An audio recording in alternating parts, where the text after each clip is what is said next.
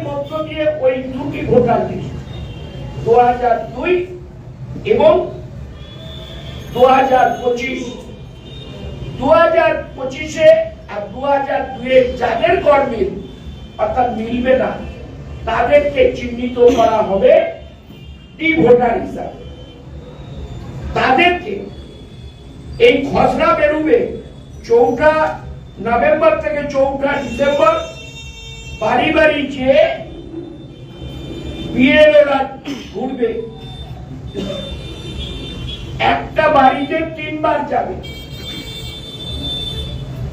27 আমি যখন graduation complete করে 6 মাস মাত্র লতে সুরেখরাতে পড়ছি, তাহলে 2002 এর ভোটার লিস্টে আমার নাম, আমার বাবার নাম নেই, আমার মায়ের নাম নেই, কিন্তু 2002-এ আমার আছে, বয়স হয়েছে। কিন্তু সমীরদার ছেলে বা হিরুদার ছেলে যাদের 2002 এর পর নাম উঠেছে, তাদের বিয়ে দেওয়া হয়েছে, বৌমাদের নাম উঠেছে, 2002-এ তো পাওয়া যাবে না, তাদেরকে চিহ্নিত করা হচ্ছে টি ভোটার। এবার 9 ডিসেম্বর প্রকাশিত হবে খসড়া তালিকা। সেই খসড়াতে লাইন দিয়ে টি ভোটার। আমার রাজনৈতিক বিশ্লেষণ যদি ভুল না হয়ে থাকে, প্রায় 50-50 টি ভোটার হবে। 3 সাল থেকে 24 পর্যন্ত যাদের নাম উঠেছে, তাদের প্রমাণ, তাদের বাবা মার নাম আছে কিনা, যদি মারা যেয়ে থাকে প্রমাণ দিতে পারছেন না। তারপর হচ্ছে জমির দলিল পর্চা 1973 সালের 23শে জুনের আগের দলিল পর্চা, তাতেও অনেকে পাবেন না। তারপর আসবে পাসপোর্টও অনেকে পাবেন না। এরপর আসবে ভোটার কার্ড, আধার কার্ড। ভোটার কার্ড আর আধার কার্ড সুপ্রিম কোর্ট বলেছে মান্যতা দিতে হবে, কিন্তু এ বাবুরা মানবে কিনা সন্দেহ আছে। বিহারের মতন পরিস্থিতি করতে পারে। তাই সেই জায়গায় বিভিন্ন ফেক নিউজ দেখবেন বিজেপির আইটি সেল থেকে প্রচার করা হচ্ছে। এই যে কালী পুজো গেল, 24 পরগনার একটা জায়গার কালী মন্দিরে কালী ঠাকুরের মুন্ডুটা নেই, সঙ্গে সঙ্গে দেখুন বিজেপি আইটি সেল প্রচারে নেমে বলল যে মুসলিমরা ওই ঠাকুরের মাথা রাত্রির অন্ধকারে কেটে নিয়ে গেছে। কিছু ভিডিও ছেড়ে দিল, দেখা গেল একজন লুঙ্গি পরা, পাঞ্জাবি পরা, মাথায় মুসলিম টুপি, সে মুন্ডুটা কাটছে। সঙ্গে সঙ্গে এটা হিন্দুদের মনে যাতে এফেক্ট হয়, এই ভিডিও ছড়ে পড়ে পুলিশ তদন্ত করে দেখলো কোন মুসলিম ব্যক্তি এটা করেনি। একটি হিন্দু ছেলে বিজেপির কাছ থেকে টাকা নিয়ে রাত্রির অন্ধকারে এই কাজ করেছে, তাকে অ্যারেস্ট করবে। এই যে ফেক নিউজ, এরপর সেই ছেলেটিকে জিজ্ঞাসাবাদ করার পর যেটা অরিজিনাল নিউজ বেরিয়ে এলো, সেইটা আমাদের এই ডিজিটাল যোদ্ধাদের ফেসবুকের মধ্য দিয়ে ব্যাপক হারে প্রচার করতে দেখা গেল। আজকে সীমান্তবর্তী এলাকায় বিজেপির এমএলএরা, অসীম সরকার, কীর্তনিয়া, এরা কি বলছে যে যদি মানুষের ভোটার বাদ চলে যায়, নাগরিকত্ব চলে যায়, বিজেপিকে আমরা ছেড়ে কথা বলবো না। এটাকে বিকৃত করে আমাদের ওপর দোষ চাপিয়ে দিচ্ছে। এর বিরুদ্ধে আমাদের প্রচার, এটা আমাদের করতে হবে। সেই জন্য আপনাদের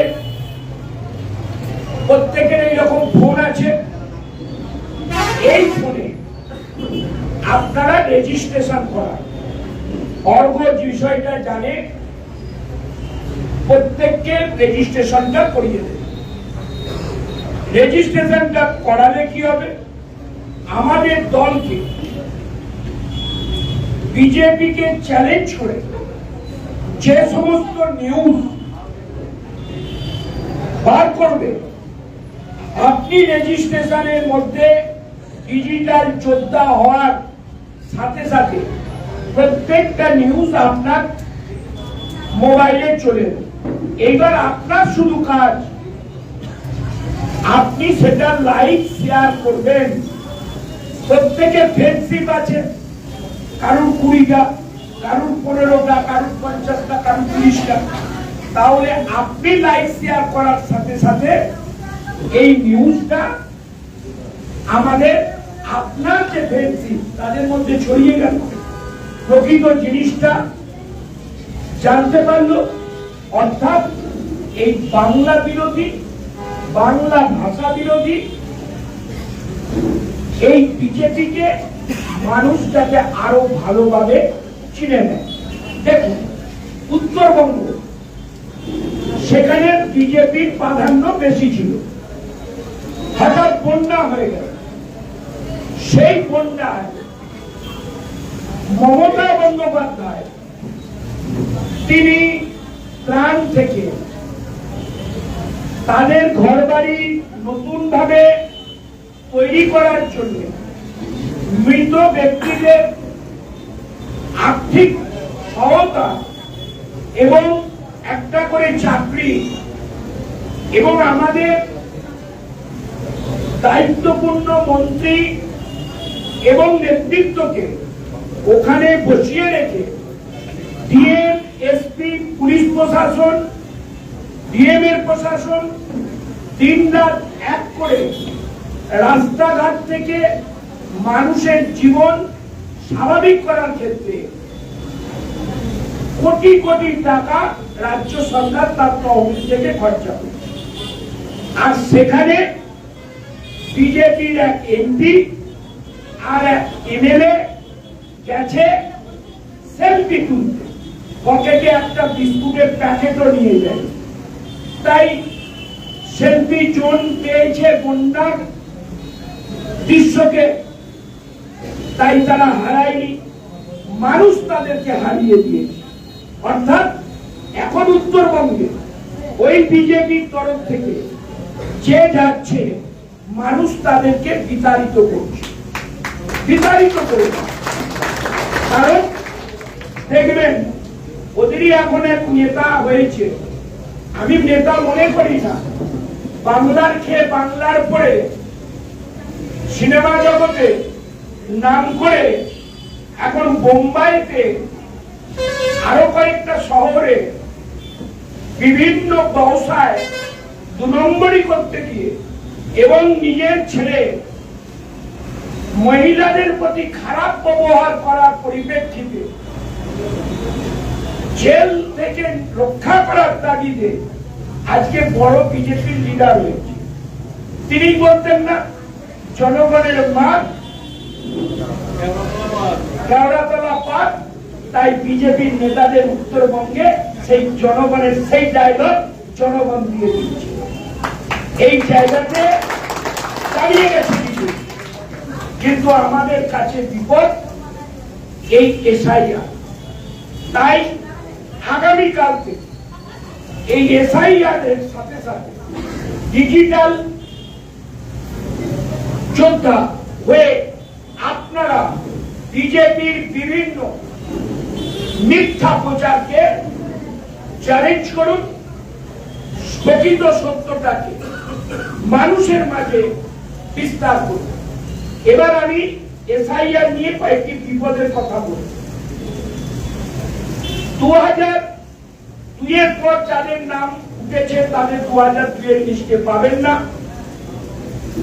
না পেলে শুভেন্দু অধিকারী বারবার বলছে কার্বনিক অ্যাসিড নাকি দিয়েছে, সব সাপ বেরিয়ে পড়ছে। তাহলে প্রথম সাপটা মারতে হয় শুভেন্দু অধিকারী। আমি অন ক্যামেরা বলছি, তিনি নিজে স্বীকার করেছেন তার মা 1960 সালে তিনি পূর্ব পাকিস্তান থেকে, তখন বাংলাদেশে জন্ম হয়নি, এ ভারতবর্ষে এসেছে। তা প্রমাণ দেখাতে হবে কিভাবে এলেন, কিভাবে ভারতের নাগরিকত্ব পেলেন, আর তারই সন্তান করবে এই শুভেন্দু অধিকারী। তিনি যাকে কাগজ দেখান তিনি এই দেশের মানুষ কিনা। তিনি বলছেন 1 কোটি মানুষকে আমরা ভোটার করে দেব। অত সস্তা, অত সস্তা। যখন বাংলাদেশ তৈরি হয়, যখন 1960, 61, 62 রায়ত হয়, ভারত সরকার কতগুলো আইন করেছিলেন। সেই আইনের বেসিসে বহু মানুষ ভারতবর্ষের নাগরিকত্ব পেয়েছে। তারপরেও সেই সিস্টেম কয়েক বছর চলেছে।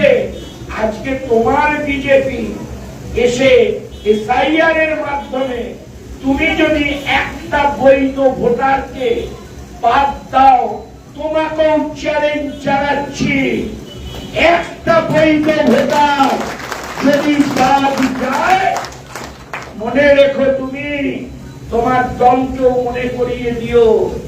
পরাধীন ভারতবর্ষে বাংলার বিপ্লবীরা সবচেয়ে বেশি সোচ্চার হয়েছিল এবং প্রাণ দিয়েছিল, জেল খেটেছিল। স্বাধীনতার অগ্রণী ভূমিকা বাংলার বিপ্লবীরা নিয়েছিল। সেদিনও ছিল ব্রিটিশ সরকার, আর তুমি বলছো কেন্দ্রে বিজেপি সরকার আছে। সেদিনও ব্রিটিশ সরকারের সিআরপি ছিল, তাদের হাতেও বন্দুক ছিল, তাদেরও কামান ছিল। আর তুমি বলছো সেন্টারে বিএসএফ আছে, সিআরপিএফ আছে, তাদের হাতে গুলি আছে। ওই যে বললাম, জনগণ যদি খেপে, কোথায় যাবে তোমার সিআরপিএফ, কোথায় যাবে তোমার মন্ত্রিত্ব, তখন কুল পাবে না। আর একটা কথা মনে করে দেখিয়ে দিই, ব্রিটিশ সরকারের বিরুদ্ধে বিনয় বাদল দীনেশ যদি রাইটার্স বিল্ডিং অভিযান করার সাহস পেয়ে থাকে, রাইটার্স বিল্ডিং অভিযান করে থাকে, স্বাধীন ভারতবর্ষে এই বাঙালিকে যদি তোমরা মনে করো পরাধীনতার স্বীকার করাবে, বাইরের রাষ্ট্রের উদ্বাস্তু বলে গেলাবে, তাহলে আরেকবার রাইটার্স বিল্ডিং এর মতন অভিযান এই বাংলার আবার বিপ্লবী জন্মাবে। বুড়িবালামের তীরে মাস্টারদা সূর্য সেন লড়েছিল ব্রিটিশ সরকারের বিরুদ্ধে। প্রয়োজন হলে প্রকৃত ভোটার বাদ দিয়ে, তাদেরকে বিদেশি তকমা দিয়ে, তাদেরকে যদি জেলে পড়াবার আশা তোমার থাকে, এই বাঙালিরা মরবার আগে দুবেলা মরবে না। বুড়িবালামের তীরে হয়েছিল, প্রয়োজনে যমুনার তীরে এই বাঙালি যে গোটা দিল্লি দখল করে দেবে, গোটা দিল্লি। সুতরাং সাবধান। আপনাদের প্রত্যেককে বলছি, খেতে হবে, বাঁচতে হবে, পরিবারের কাজকর্ম করতে হবে। তারপরেও আপনাদের সামনে একটা বড় জিজ্ঞাসা চিহ্ন তৈরি করে দিয়েছি, আপনি ভারতীয় নাগরিক কিনা। সুতরাং এই এসআইআর 2 মাস ধরে চলবে, মানে নাম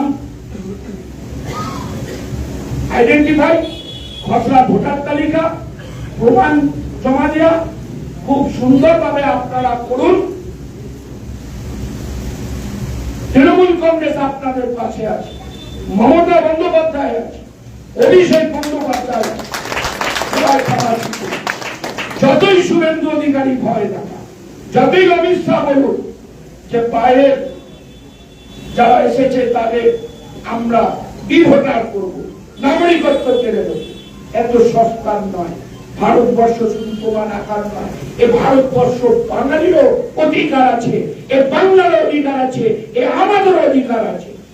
তাই দুবেলা মরার আগে মরবো না ভাই, মরবো না, সংগ্রাম জারি থাকবে।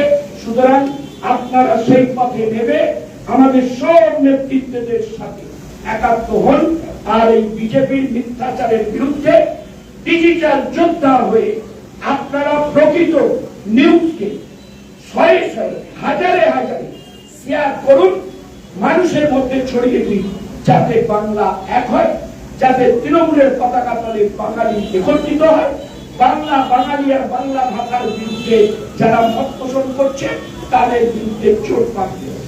একথাও সাবধান করে দিয়ে যাচ্ছি, বাংলা রেখে বাংলার করে বাংলার বিরুদ্ধে গদ্দারি করলে মির্জাফরও ক্ষমা পায়নি, তুমি মির্জাফরও ক্ষমা পাবে না। এই কথা বলে ভূমিকা সহ সকল নেতৃত্বকে আমার শ্রদ্ধা, ভালোবাসা, অভিনন্দন, আপনাদের খুব শ্রদ্ধা, ভালোবাসা, অভিনন্দন জানিয়ে আমার বক্তব্য শেষ করছি। আর অল্প সমস্ত মানুষকে ধরে ধরে প্রত্যেককে তাদেরকে রেজিস্ট্রেশনটা করে দাও, এবং আপনাদের অটোমেটিক এই রেজিস্ট্রেশনের মধ্য দিয়ে নিউজ আসবে, আপনারা লাইভ শেয়ার করে সেটা ব্যাপকভাবে ছড়িয়ে দিন। আর এসআইআর এর বিরুদ্ধে আপনারা জনমত তৈরি করুন, নিজেরা একত্রিত থাকুন। আমাদের বিএলওরা বাড়ি বাড়ি বিএলওর সাথে বিএলএরা যাবে, তারা পূর্ণ সহযোগিতা করবে, এবং এই টাউনে শ্রমিকরা, আমাদের ভাইস চেয়ারম্যান, আমাদের নেতৃত্বরা, টাউনের প্রেসিডেন্ট, ভাইস প্রেসিডেন্ট, অন্যান্য যারা নেতৃত্ব আছে, সকলে মিলে হেল্প ডেস্ক বেশ কয়েকটা তৈরি করবে। বুঝতে না পারলে অবশ্যই সেখানে আসবেন, ফর্ম ফিল আপ কি করে করতে হবে সেই বিষয়টাও জেনে নেবেন, কিন্তু প্রত্যেকে ফর্ম ফিল আপ করে জমা দেবেন, রিসিভ করবেন। এটা বিজেপি চক্রান্ত করে মানুষকে বিভ্রান্ত করছে, এবং ওদের প্রচেষ্টা যেটা মানুষের নাম বাদ দাও। আর আমরা তৃণমূল কংগ্রেস মানুষের কাছে এই বার্তা দিচ্ছি, যারা প্রকৃত ভোটার তাদের কোনো ভয় নেই, সর্বশক্তি দিয়ে মমতা বন্দ্যোপাধ্যায় এবং অভিষেক বন্দ্যোপাধ্যায় ওই প্রকৃত ভোটারের জন্য লড়াই করবে। সুতরাং আপনারা কেউ মৃত্যুবরণ করবেন না, আতঙ্কিত হবেন না। বিজেপির এই আতঙ্কে নিজের প্রাণ বিসর্জন দিয়ে নিজের পরিবারকে অনাথ করবেন না। হ্যাঁ, দিকে দিকে হচ্ছে, তাই তাদের কাছে আমাদের অনুরোধ, প্রকৃত যদি আপনি ভোটার হয়ে থাকেন, মমতা বন্দ্যোপাধ্যায়, অভিষেক বন্দ্যোপাধ্যায়, তৃণমূল কংগ্রেস শেষ রক্তবিন্দু দিয়ে লড়াই করবে। আপনারা নিজের থেকে এই আত্মহননের পথ বেছে নেবেন না, বিজেপি কিচ্ছু করতে পারবেন না। এনআরসি না হওয়ার কারণে কি এসআইআর করা হচ্ছে? ঘুরপথে, এটাই এনআরসি, ঘুরপথে। শীততাপ নিয়ন্ত্রিত অত্যাধুনিক রেস্টুরেন্ট ময়ূখ রেস্টুরেন্ট। এখানে পাবেন চাইনিজ, পোলাও, বিরিয়ানি, তন্দুরি সহ সমস্ত রকম খাবার। এছাড়াও কাস্টমারদের সুবিধার্থে হোম ডেলিভারির বিশেষ ব্যবস্থা রয়েছে। পাশাপাশি যে কোনো অনুষ্ঠানের জন্য ভাড়া দেওয়া হয়। আমাদের ঠিকানা খানাকুল হেলান সংলগ্ন তিলক চক। Phone number 8617492616 9732162360। সেরা খাবারের স্বাদ পেতে আজই আসুন ময়ূখ রেস্টুরেন্টে। নিউনুর সোফা সেন্টার। এখানে সমস্ত রকম সোফা পাইকারি ও রিটেলে বিক্রয় করা হয়। সমস্ত সোফা নিজস্ব কারখানায় তৈরি করা হয়। প্রোপাইটার হানিফ হোসেন খাঁ ও রুহুল হোসেন খাঁ, বড়ডোঙ্গল হাটতলা সিনেমা হলের সন্নিকটে, হুগলি। যোগাযোগ 7797170093 এবং 9382003105।